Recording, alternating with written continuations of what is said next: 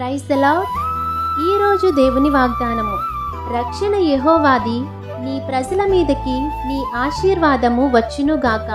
కీర్తనల గ్రంథము 3వ అధ్యాయము 8వ వచనం. యెహోవా నీకు సహాయము చేయువాడు, నిన్ను రక్షించువాడు.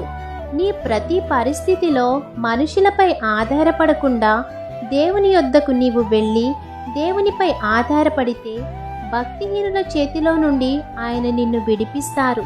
నీతిమంతులకు దేవుడే రక్షణాధారము.